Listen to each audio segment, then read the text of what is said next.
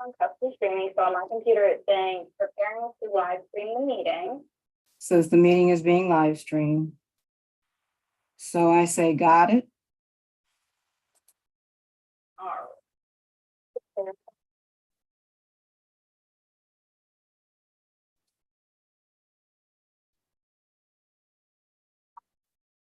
Currently live.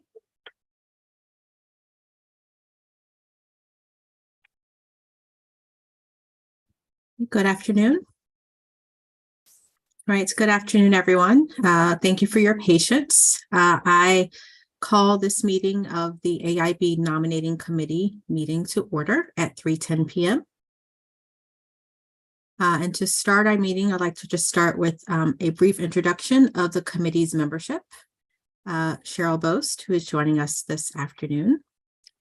Francesca Brown, who's also on screen. Rose Lee, hello. Paul Pinsky, and if I may, just for a moment of indulgence, is forever Senator Paul Pinsky, but has taken on a new role in the Moore administration. So welcome, Paul. Shanesha Sauls, who is presiding over the meeting this afternoon. And finally, Dr. Ed Root, who is absent today, but who we do expect to participate in future convenings. So I'd like to welcome everyone to our live stream meeting and to share that the reason for our convening this afternoon is that we received the resignation of a member from the AIB who departed for a senior position in Governor Moore's administration. So over the course of the next several minutes, we will review the process for reopening the application.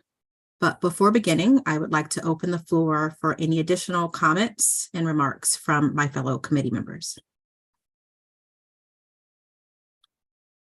Any remarks? Good to see everybody. All right, Zane. So according to our bylaws, we need to elect a chair and vice chair. So that will be our first order of business. And this chair and vice chair is elected by the membership of the nominating committee. To date, we have received a nomination for chair in Shanesha Sauls and vice chair in Cheryl Boast. Are there any other nominations? Move nominations be closed. All right, there's a motion that nominations be closed. Is there a second? I'll second. Seconded by Ms. Brown. Any further comments? Seeing none, if you are in favor of closing the nominations, please signify by raising your hand. Right, that is 5 of the 5 attending. And with that, I will accept I think I need an official vote to accept the chair as Shanesha Sauls and vice chair as Cheryl Boast. Is there a motion? So moved. So moved by Paul Pinsky. Is there a second? Second. Second by Rose Lee. Any further comment other than to thank Paul Pinsky for his service as vice chair over the last few years? Okay, so you're currently the host. Seeing none, we'll go directly to a vote. And again, all those in favor of the chair and vice chair is nominated, please. So, give me 1 second. By raising your hand. Right. So we have a chair, Shanesha Sauls and Cheryl Boast. Looking forward to working with you in this capacity. Yes. Okay. So Whoever's on the MDA other stream, you're not muted. Okay, wonderful. See, that's why Cheryl is here. Thank you so much. I was trying to figure out how do I do this seamlessly. You never know what somebody might say. So That's right. Thank you. Absolutely. Welcome aboard in this capacity. So we have a couple of items just to review with respect to the application process and then the reactivation process. So I just ask you all to bear with me as I do a little bit of talking. So first, the AIB candidate application process for the one opening that we have will launch on Friday, February 10th and remain open for a period of 2 weeks, closing on Friday, February 24th. By law, this nominating committee must submit 2 names to the governor for this one opening. So the time period between now, when the application opens on Friday, and the close date on February 24th should give us plenty of time to have the appropriate reach across the state and our residents across the state of Maryland. So please do send to your networks as you receive that notification. You should refer to the AIB Nominating Committee website for the application, which again opens this Friday. As a reminder, we are unable individually as committee members to accept submissions of names as a complete application. Please go through the process that is indicated on the website. So that is a quick overview of the process. And again, please give us just a few days to make sure that all the dates and the relevant information is up to date, but everything should be available on Friday, the 10th. Secondly, we need to talk about and share the process for reactivation. So our bylaws as a committee allow us to reactivate applicants who previously applied for a period of up to 3 years. Since our application opened in 2021, we are still within the 3-year period for reactivation. So any prior applicants may choose to reactivate their application by sending an email indicating his or her desire to reapply with any updated contact information or experience. That's all that needs to happen. And that email with your indication to reapply and your updated information will activate your application for our consideration. Are there any comments or questions from the committee on the process as outlined? So I just have a quick question about that. For anybody who submitted, will anything go to them to tell them that they can do that? Or will that just be part of the overall guidance for submissions? It's a good question. I'll look to Ms. Goodman. Are we able to send out an email inviting people to reactivate? We can definitely do that.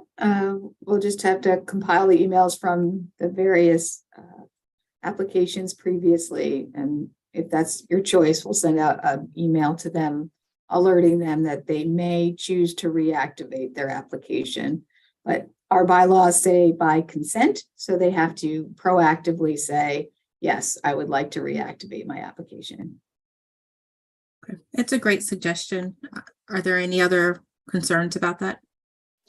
I have a question about reactivating. So if they reactivate, can they supplement with updated information, or is it just the way it was is what goes in? So how do you advise whether to do a new application versus reactivating an old one?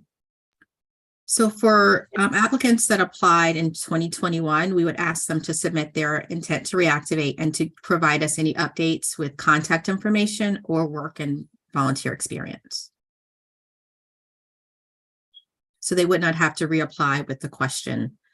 We would take the question responses that they provided 2 years ago as a part of their application.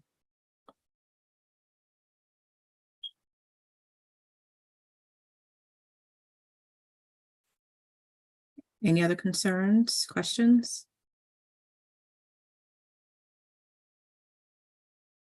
Okay. I don't believe our reactivation process requires a vote, but Ms. Goodman, should we vote on this? Does not require a vote. Okay. All right, excellent.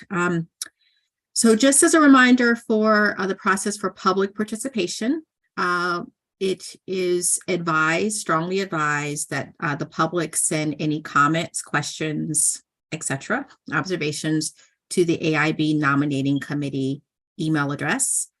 We are staffed ably by a team, and they will make sure that any comments are forwarded to the full committee. This is your best bet in terms of making sure that everyone on the nominating committee hears your voice and your perspective rather than sending individual emails. So that would be the best approach, and the staff will absolutely make sure that we receive any of your comments during this period. Any other things to add on that front? All right. And then finally, it's important for us to review the Open Meetings Act and Public Information Act requirements as it relates to the proceedings of this particular committee and how we will conduct our business. I will ask you for some indulgence because I'm going to read this verbatim because it is important legal language. In accordance with Section 3-305B1 of the General Provisions Article, the remainder of this meeting of the Accountability and Implementation Board Nominating Committee will be closed only to discuss the appointments of individuals over whom this public body has jurisdiction and any other personnel matter that affects one or more specific individuals. Further, it is the intent of the committee to provide notice to the public that the vote taken today to close the remainder of this meeting is a vote to close future meetings of the committee to be announced at a later date under Section 3-305B1 of the General Provisions Article for the same purpose as previously described. Each of these meetings will be posted in advance on the Maryland General Assembly hearing schedule. All right, that concludes the description of the Open Meetings Act and Public Information Act language. And we thank the public for their understanding as we conduct our proceedings confidentially to protect the proceedings, the privacy, and the reputations of individuals who choose to apply. Do you need a vote to go into executive session? Yes, ma'am. So is there a motion to adjourn the open meeting to close? I move. Is there a second? Second, Seconded by Rose Lee, motion made by Vice Chair Cheryl Bose, who's 10 steps ahead of me. I really appreciate that. If there's no further comments, I'll take a vote. All those in favor of closing the meeting, please signify by raising your hand. All right, with 5 in favor,